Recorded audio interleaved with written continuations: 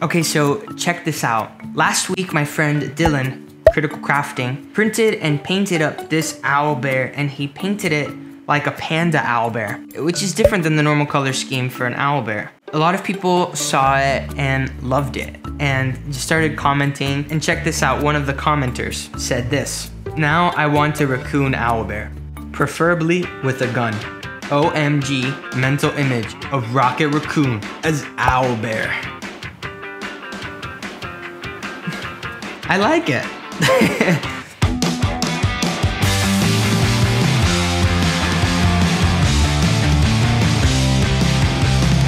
Hi everybody, my name is Danny, the 3D Printing DM. Welcome to 3D Printed Tabletop, a channel where we cover all things 3D printing for your tabletop games. In order to make this owlbear and in order to make this apple tree, what we did is pretty much digital kitbashing. Now, if you've never heard the term kitbashing, it's because it comes from wargaming, and I think the wargamers took it from like scale model work, right? Things like train sets and stuff like that. I think it's important to let an authority on the subject within the community define kitbashing a little bit better than I have. Kitbashing is when you take a bunch of different parts from a bunch of different models, and then you don't actually bash them together because you will poke yourself in the hand, but you actually glue them together to make a different type of model. Thank you for that much more concise explanation than I ever could have given Adam. Appreciate it very much. But that's totally what we did. We did a digital kit bash for these. And I think the result is really cool, and there's so many possibilities with using some of the techniques I talk about, and I hope that by watching how I do it, you'll think about maybe how you can do this with some of your favorite models to get some really cool results. I also want to share that this doesn't cost anything. You could do this with free models on Thingiverse to make something completely new. This is basically what remixes are on Thingiverse, but none of this takes expensive materials, and you don't need to know any sculpting to do what I did. You can just do it with a little bit of time and finesse, massaging the models and moving them just right, and thinking very carefully about how and what models you're gonna combine. So without further ado, let's get to the kit bashing.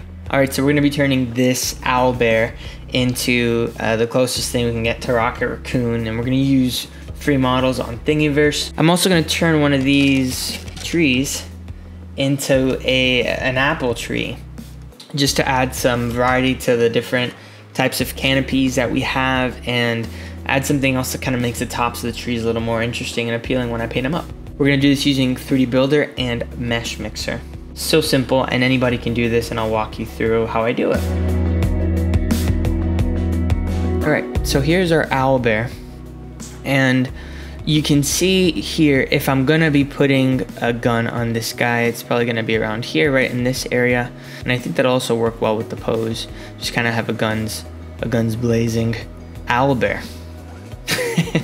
And here's the other model that we're going to be printing up. So we're gonna add some apples to some of these areas right here to kind of distinguish it. Let's go to Thingiverse. So here we've got this apple from Poe. It's very simple. And now we're also gonna download a gun. I'm gonna see if there's like a last gun that we can use. Okay, I like this one here by Brexit. Now I'm gonna switch to 3D Builder. I like 3D Builder because 3D Build is free and it's pretty easy to use. You wanna make sure that you select millimeters since these are scaled to millimeters. So we're gonna take this gun and we're gonna insert it here. Also millimeters. And that looks like it's scaled pretty well. If you need to scale it, you can just, click that down there at the bottom, Q or W, and it'll scale. And I'm gonna just kind of shift it to where I want it to be. All right, so I think that's about as good as we're gonna get here in this specific view. And you can see, based on how this is looking, I might have to like squeeze this a bit. Or, I mean, you could leave it in theory too. It doesn't look too bad, kind of like in his shoulder, but it does look like the fur has kind of sunk a lot of it. So what I'm probably gonna do is I'm probably gonna squeeze this, and it's unlocked, which means that I can squeeze it in this dimension. You don't want that to mess up the finger. Just squeezing it a little bit, and now we're gonna move it back because we just shrunk it. We got it up against the shoulder now. Let's see if that looks a little bit better. I think it does. If I want him to look a little more like Rocket Raccoon instead of just like a random owlbear with the gun. Goggles. Goggles are a thing. See, we got goggles here, goggles here, goggles here. And I think we can find a pair of goggles on Thingiverse that we can put on top of this owlbear to kind of add some variety maybe from the back, just to kind of go with that a little bit. The closest kind of thing I could find, there was a lot of steampunk goggles, but this was the closest that I found that I think I'll be able to work with on 3D Builder.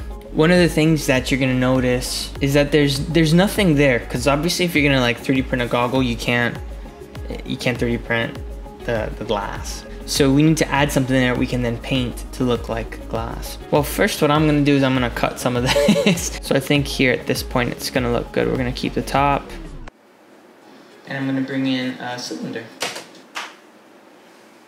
So the second I saw this in the video editing, I realized that what I did was probably way more complicated than what I had to do. So you're seeing a time lapse right now of me kind of finagling it, but I probably could have just used a couple of rectangles and just kind of angled them in order to be able to do what I'm doing, which is making a bunch of shapes that are gonna end up being merged together, that is creating a flat thing that sits in between the shape that exists, which is the goggles. And so I'm kind of like making a glass and not worrying about what's below the glass. These are gonna be on the same exact plane so that when they're merged, you can just paint over it and it'll look like glass, right? So that's basically what I did here in a nutshell. There's just lots of moving, lots of rotating, and just making sure they're on the same angle. You really can use any shapes, but use the one that makes sense for whatever you're kit bashing.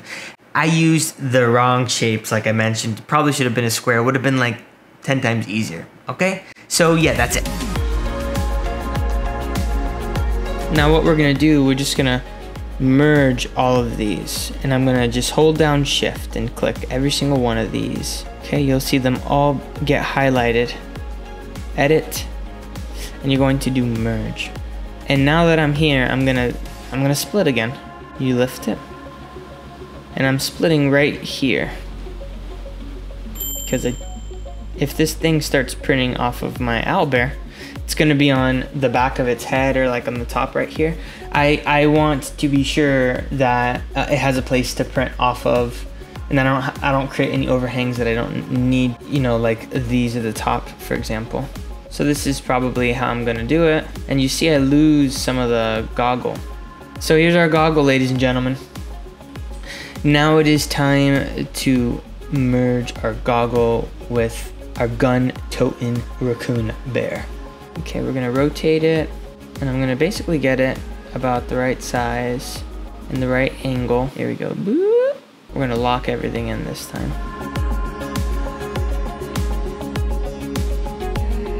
Okay, I mean, it might not be perfectly on there, but I think this is gonna look really good. So now we're gonna merge these two pieces just like we did with the other one, and then you just save as, and you do here STL format, and then you can put it wherever you want to put it, right? So in this case I put Rocket Raccoon Kit Bash, I saved it, I brought it over here to Simplify 3D.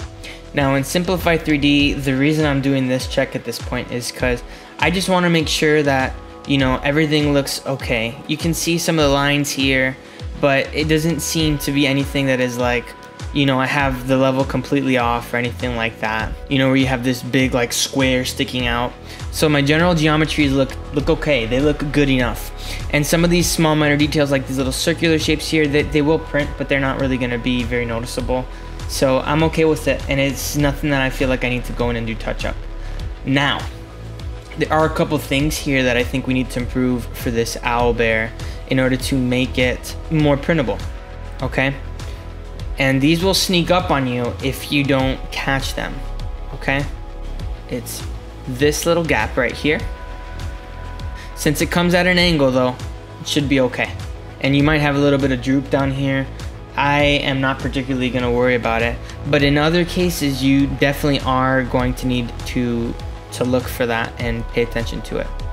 Also, here in the gun, okay, obviously the trigger is like behind it. That's not really good etiquette, but I am probably gonna do a couple of tweaks here to make this section a little less fragile. All right, so we're going, this is kind of the hardest part for me of the project, the waiting. I got the owlbear going on the EPAX, and I've got the tree going on my Ender 3 down there. Now, if you like the models that you see here, if you like the idea of trees and terrain that you can use for your games, we're running a Kickstarter right now, which is where the owlbear and the trees come from. So if you are interested, go ahead and check that out down below after the end of the video. But until then, let's see how it turned out.